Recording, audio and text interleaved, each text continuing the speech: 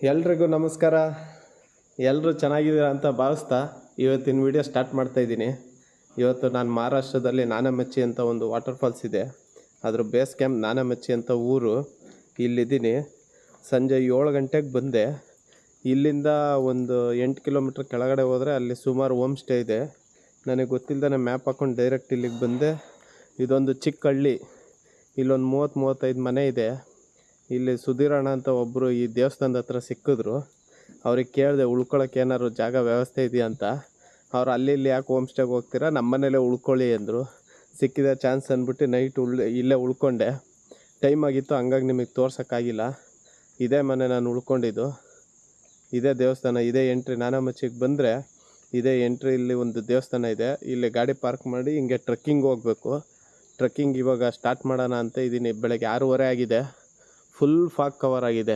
Actually ಇಲ್ಲೊಂದು ಗುಡ್ಡ ಇದೆ, ಅದು ಫುಲ್ ಕವರ್ ಆಗಿದೆ. ಇನ್ನೊಂದು ಅವರಲ್ಲಿ ಏನಾರು ಕ್ಲಿಯರ್ ಆದರೆ ಅದನ್ನು ತೋರಿಸ್ತೀನಿ. ತುಂಬ ಬ್ಯೂಟಿಫುಲ್ ಇದೆ ಈ ವಿಲೇಜು. ಇಲ್ಲಿ ಬಂದು ನೈಟ್ ಉಳ್ಕೊಂಡಿದ್ದೆ. ಇವಾಗ ಕಾಫಿ ಕುಡಿದ್ಬಿಟ್ಟು ಇಲ್ಲಿಂದ ಟ್ರೆಕ್ಕಿಂಗ್ ಸ್ಟಾರ್ಟ್ ಮಾಡೋಣ ಬನ್ನಿ. ನಾನಮಚ್ಚಿ ವಾಟರ್ ಫಾಲ್ಸ್ ಹೇಗಿದೆ ನೋಡೋಣ, ನೋಡ್ಕೊಂಡು ಎಂಜಾಯ್ ಮಾಡೋಣ. ಟೀ ಕುಡಿದ್ಬಿಟ್ಟು ಇವಾಗ ಟ್ರೆಕ್ಕಿಂಗ್ ಜರ್ನಿ ಸ್ಟಾರ್ಟ್ ಮಾಡೋಣ. ತುಂಬ ಏನು ದೂರ ಇಲ್ಲ, ಜಸ್ಟ್ 30 ಮಿನಿಟ್ಸ್ ವಾಕ್ ಅಂತೆ. ನಾನಮಚ್ಚಿ ಊರಿಗೆ ಎಂಟ್ರೆನ್ಸ್ ಬಂದರೆ ಇದು ಆಂಜನೇಯ ದೇವಸ್ಥಾನ ಇದೆ. ಇದು ಇನ್ನೂ ಕ್ಲೋಸ್ ಇದೆ, ಇವಾಗ ಓಪನ್ ಇಲ್ಲ. ಓಪನ್ ಆಗಿದ್ದರೆ ಕೈ ಮುಕ್ಕೊಂಡು ಜರ್ನಿ ಸ್ಟಾರ್ಟ್ ಮಾಡೋಣ. ಎಂಟ್ರಿ ಪಾಯಿಂಟಲ್ಲೇ ಇದೆ. ಇಲ್ಲೇ ಎಲ್ಲ ಭತ್ತ ಬೆಳೀತಾ ಇದ್ದಾರೆ. ಫಾರೆಸ್ಟ್ ಪಕ್ಕದಲ್ಲೇ ಇದೆ ಇದು ಕೆಳಗಡೆ.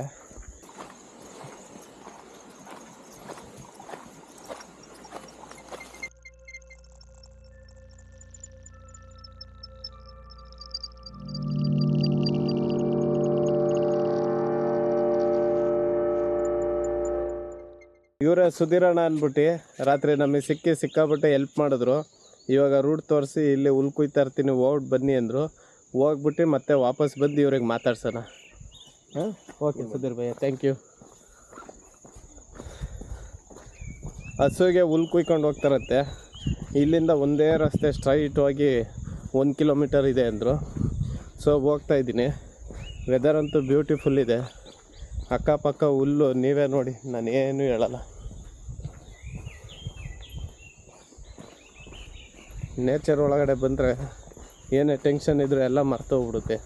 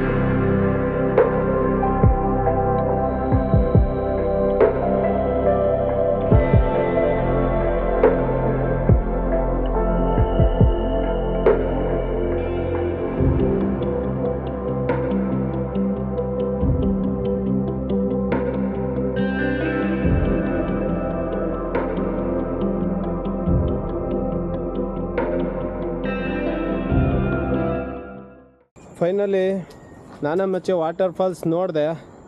ಫುಲ್ಲು ಡಿಸಪಾಯಿಂಟ್ ಆಯಿತು ಇಲ್ಲೂ, ಯಾಕಂದರೆ ಒಂದು ಸ್ಟೆಪ್ ಮಾತ್ರ ನೋಡೋಕ್ಕಾಯ್ತು, ಇನ್ನೂ 2 ಸ್ಟೆಪ್ ಇದೆ ಮೇಲ್ಗಡೆ. ಸಿಕ್ಕಾಬಟ್ಟೆ ಫಾಗ್ ಕವರ್ ಆಗಿತ್ತು.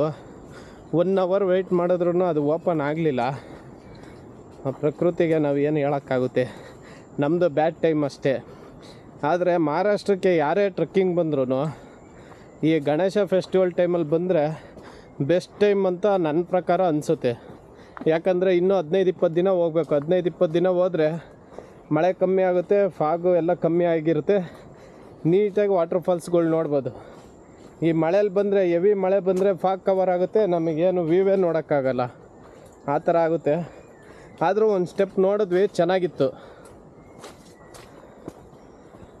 ಮತ್ತು ಈ ಟ್ರೆಕ್ಕಿಂಗು ಸಿಕ್ಕಾಪಟ್ಟೆ ಏನು ಕಷ್ಟ ಇಲ್ಲ, ಈಸಿ. ಹೋಗೋಕ್ಕೆ 15 ನಿಮಿಷ, ಬರೋಕ್ಕೆ 15 ನಿಮಿಷ ಸಾಕಷ್ಟೇ. ಈಸಿ ಟ್ರೆಕ್ ಇದೆ, ಆರಾಮಾಗಿ ಈಸಿಯಾಗಿ ಮಾಡ್ಬೋದು. ಇದು ರೂಟ್ ಏನು ಕನ್ಫ್ಯೂಸ್ ಆಗೋಲ್ಲ, ಡೈರೆಕ್ಟ್ ಒಂದೇ ರೂಟ್ ಇದೆ.